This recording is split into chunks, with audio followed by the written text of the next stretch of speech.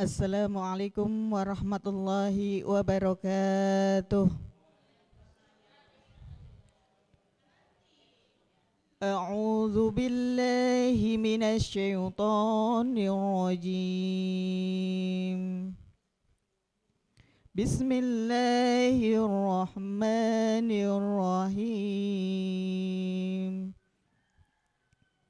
Walaqad atayna Luqmanal hikmata an yashkur lillah wa man yashkur fa innama yashkuru li nafsihi wa man kafara fa innallaha ghaniyyun hamid. Wa idh qala Luqmanu libnihi wa huwa ya'iduhu ya bunayya la tusyrik billah inna syirka la dhulmun 'adzim. Wa wassayna al-insana biwalidayhi hamalathu ummuhu wahnan ala wahnin wa fisaluhu fi 'amain an ishkur li wa liwalidayk ilayyal masir. Sadaqallahul azim. Bismillahirrahmanirrahim. Assalamualaikum warahmatullahi wabarakatuh. Alhamdulillahirabbil alamin wassalatu wassalamu ala asrofil anbiya'i wa mursalin wa ala alihi wa ashabihi ajmain amma ba'du. Indahnya pada pagi hari ini Allah kembali perkenankan kita untuk bersilaturahmi di acara ngopi, ngobrol perkara ilmu. Ngopi yuk. Sebelumnya saya akan menyapa terlebih dahulu Bapak Ustadz Ahmad Haris Riswanto. Assalamualaikum Pak Ustadz. Waalaikumsalam warahmatullahi wabarakatuh. Gimana kabarnya Pak Ustadz? Alhamdulillah baik, sehat. Alhamdulillah sehat. Jamaah ibu-ibu yang ada di lokasi, gimana kabarnya Bu? Alhamdulillah sehat. Semoga kesehatan ini juga dirasakan oleh pemirsa Sinpo TV dimanapun berada. Nah pemirsa, untuk topik ngopi kita pada pagi hari ini yaitu peran orang tua dalam pendidikan. Untuk penjelasan lebih lanjutnya kita akan langsung saja mendengarkan. Silahkan Pak Ustadz. Baik. Assalamualaikum warahmatullahi wabarakatuh. Alhamdulillahi wahdah. Summassalatu wassalamu ala rasulillah Muhammad ibn Abdillah wa ala alihi wa ashabihi wa man tabi'ahu bi ihsanin ila yaumil qiyamah, amma ba'dah. Jamaah yang dimuliakan Allah dan juga pemirsa Sinpo TV dimanapun berada, semoga kita semua dijadikan hamba-hamba Allah yang selalu istiqamah dalam ajaran yang telah disampaikan melalui Rasulnya, amin ya rabbal alamin. Pada pagi yang berbahagia ini kita akan berbicara tentang peran orang tua dalam pendidikan.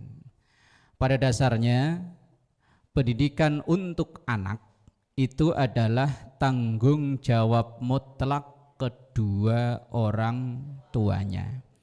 Sementara guru yang ada di sekolah, di pesantren, di tempat-tempat pengajian, tempat-tempat pendidikan yang lain, semuanya sifatnya hanya membantu orang tua dari anak tersebut untuk mendidik anak tersebut.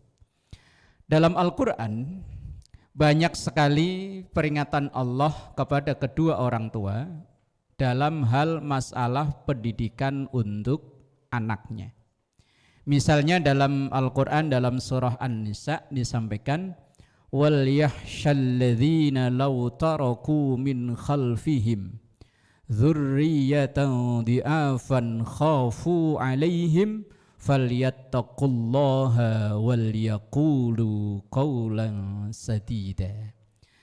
Wal yahshalladzina law taraku min khalfihim, hendaknya setiap orang tua itu khawatir sepeninggalnya nanti anaknya itu menjadi generasi yang lemah, dzurriyatan di'afan, generasi yang lemah.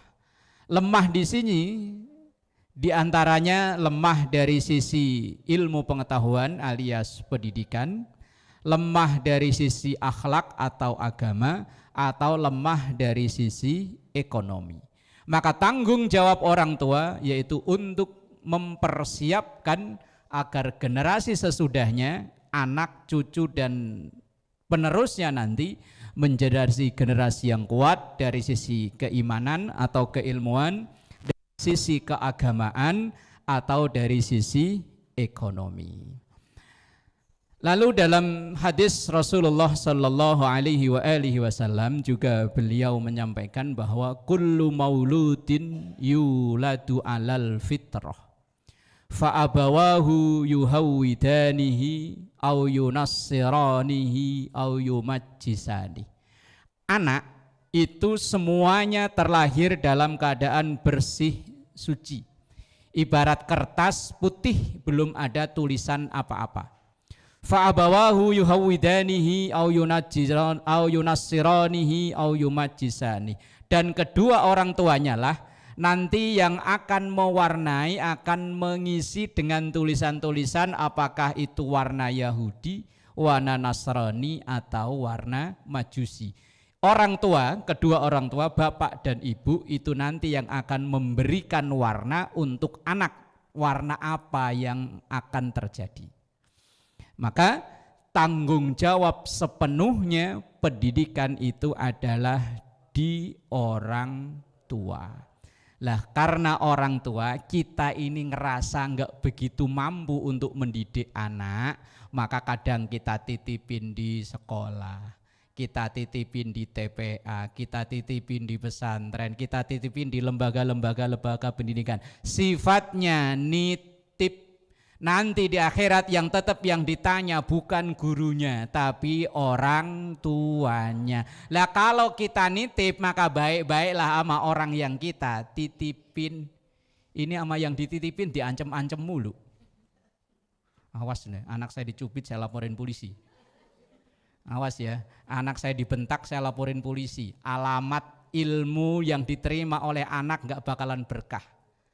Orang tua yang gak percaya, orang tua yang suudon, orang tua yang selalu buruk sangka dengan guru dari anak-anaknya, siap-siap ilmu anaknya enggak bakalan berkah. Mungkin anaknya pinter, mungkin ya selalu berprestasi, peringkat 1, mungkin.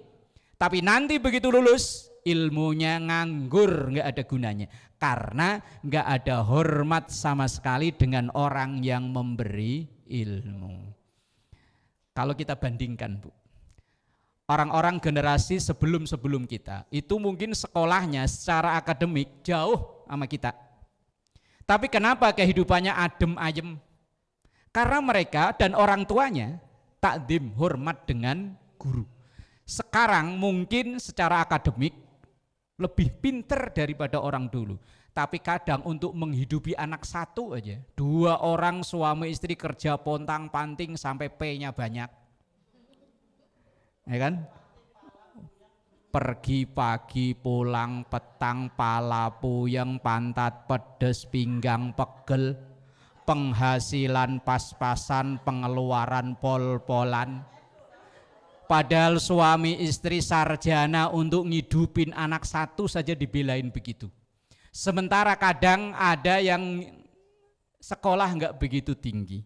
Tapi karena takdim hormat sama guru yang kerja cuman suaminya, istri di rumah. Ngidupin anak 11 ya anteng-anteng aja. Apa yang berbeda? Apa yang berbeda? Berkahnya. Maka salah satu keberkahan orang yang kita titipi anak yaitu guru-guru, kita takdim, kita hormat, kita berhusnudzon, berprasangka baik. Dan selanjutnya di segmen selanjutnya juga. Terima kasih. Wallahu a'lam. Baik, terima kasih Pak Ustadz. Usai jeda kita akan buka untuk sesi tanya jawab. Silakan disiapkan pertanyaannya. Tetap di Ngopi Yuk.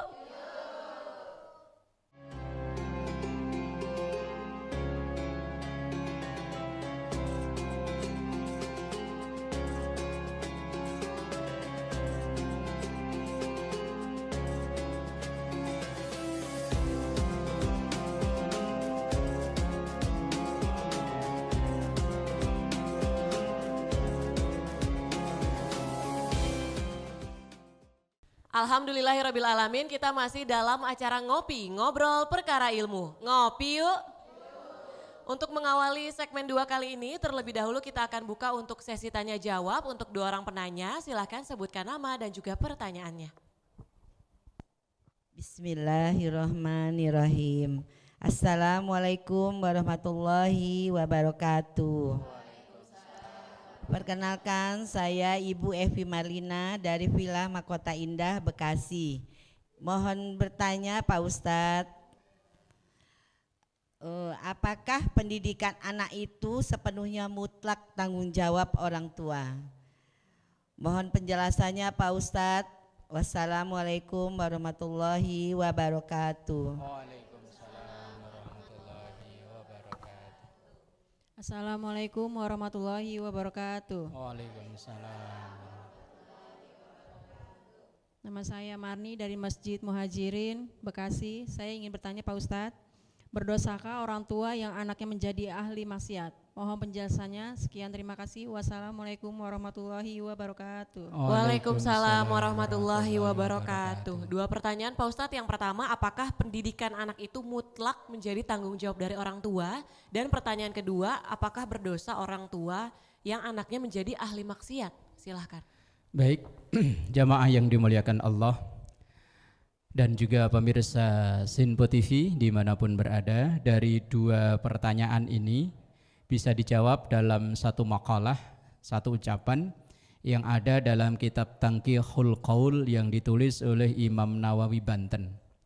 Ada makalah begini, ya ma'syarul muslimin, wahai semua orang Islam, man razaqahullahu biwaladin, siapa yang dikaruniai rizki anak, keturunan, ini amanah.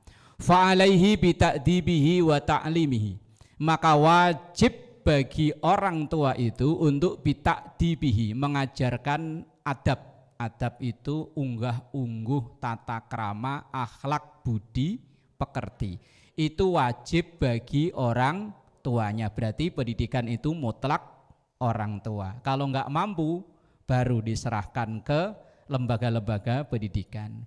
Kemudian wa ta'limihi, mengajarkan ilmu pengetahuan. Jadi proses awalnya adalah diajarin etika dulu. Karena madrasatul ula, apalagi ibu ini adalah madrasah yang pertama bagi anaknya. Misalnya ketika makan, nak makan tangan kanan ya, ini adab. Nak makan sambil duduk ya, ini adab. Kalau misalnya ada yang ngasih, bilang apa nak? Terima kasih, ini adab. Masuk ke rumah orang, ayo ucapin salam. Walaupun dia belum bisa ngucap salam, ngomongnya masih belum jelas. Ini proses pendidikan akhlak atau etika. Ketika misalnya anak walaupun masih kecil, ya habis mandi belum pakai baju udah lari-lari keluar, sini malu nggak pakai baju. Ini pendidikan akhlak. Dan penanggung jawab utama adalah orang tua. Dan kebetulan mungkin intensitas waktu kebersamaan lebih banyak seorang ibu daripada bapak. Maka madrasatul ula, ibu adalah pendidik yang awal. Kemudian setelah itu tanggung jawabnya wa ta'limihi, mengajarkan ilmu pengetahuan.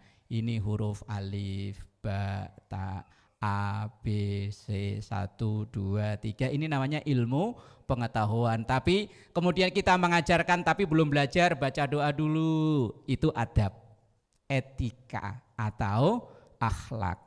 Fa in man 'allama waladahu wa addabahu razaqallahu syafa'atahu. Lah siapa orang tua, siapapun orang tuanya yang mendidiknya dengan adab, dengan akhlak, dengan ilmu, maka Allah akan mengaruniakan syafaat dari anak tersebut ke orang tuanya. Berarti seorang anak juga bisa memberi syafaat ke orang tuanya. Apalagi yang anak-anaknya dari sisi ilmu tertentu memperoleh prestasi, kebanggaan, pertolongan itu bukan hanya dapat di akhirat, di dunia pun sudah dirasakan. Gurunya hanya ikut bangga, tapi yang menikmati sepenuhnya adalah orang tua. Kadang yang enggak baik itu kan begini, ketika anak berprestasi itu anaknya siapa sih? Orang tuanya. Tapi giliran anak itu enggak berprestasi atau sebaliknya melakukan hal-hal yang tidak benar, itu sekolahnya di mana? Sekolahnya yang kena. Nah ini yang tidak baik. Kemudian waman taraka waladahu jahilan, dan siapa yang meninggalkan anaknya dalam keadaan jahil.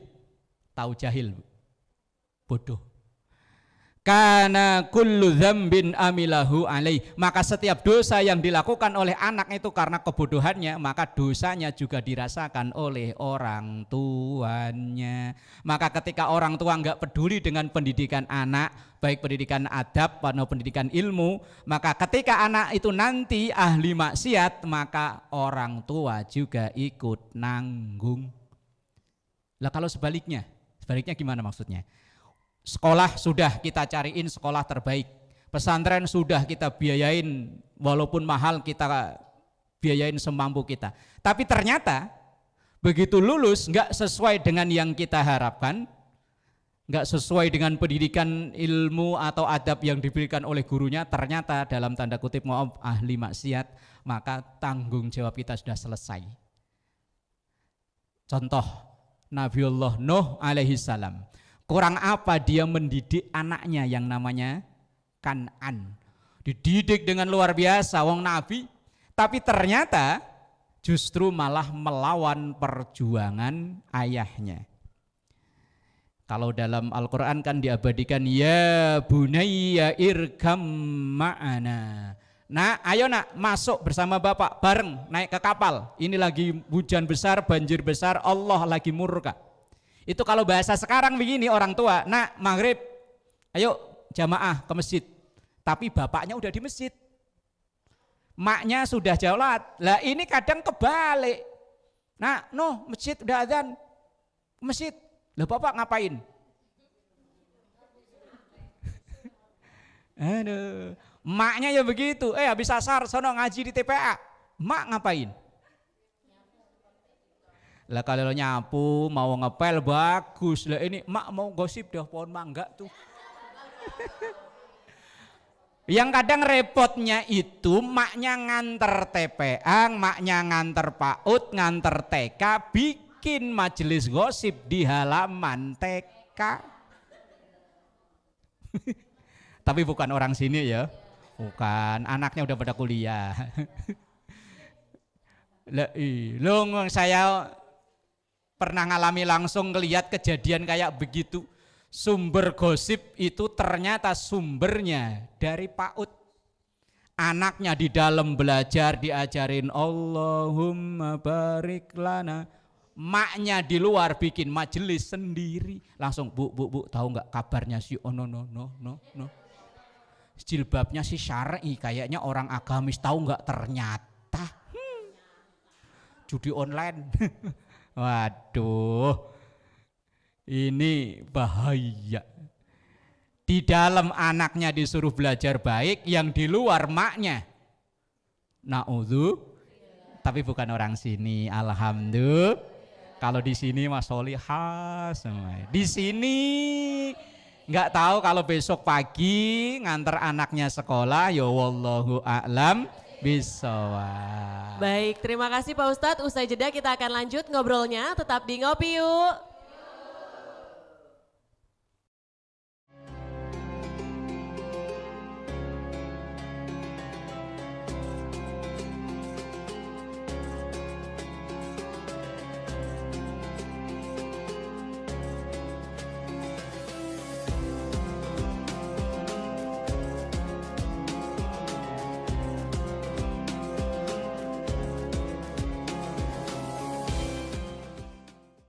Pemirsa Sinpo TV dimanapun berada, kita masih dalam acara Ngopi, Ngobrol Perkara Ilmu bersama Bapak Ustadz Ahmad Haris Riswanto. Di segmen terakhir ini kita akan mendengarkan penjelasan lebih lanjut terkait topik ngopi kita, yaitu peran orang tua dalam pendidikan. Silahkan Pak Ustadz.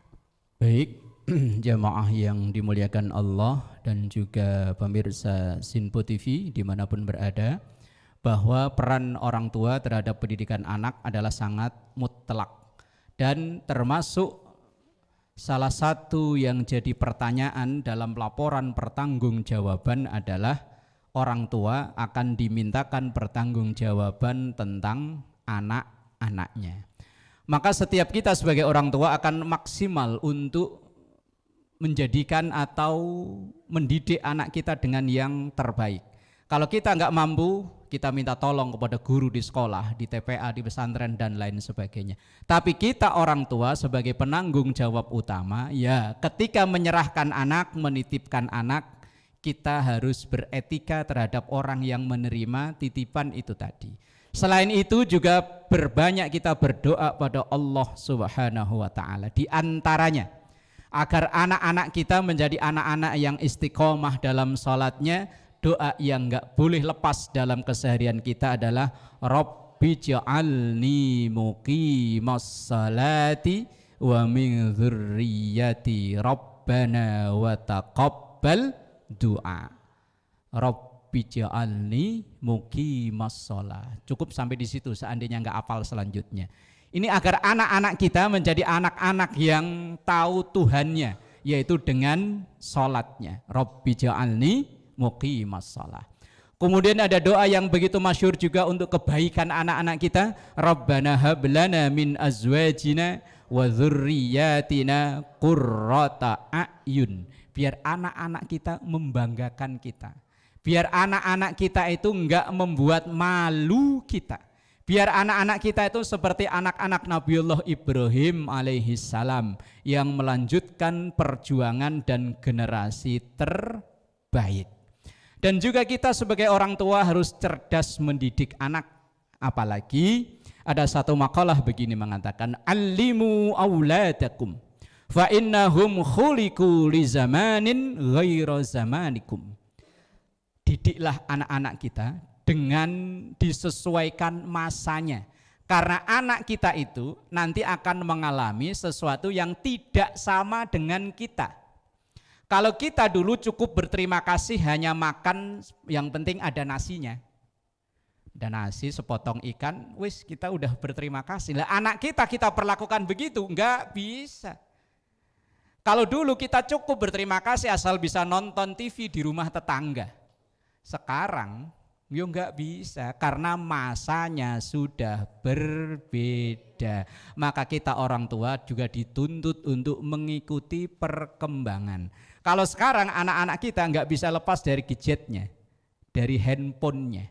Lah kita orang tua bukan melarang tapi bisa mengatur kapan anak kita untuk main gamenya, kapan anak kita untuk belajar, kapan anak kita untuk istirahat.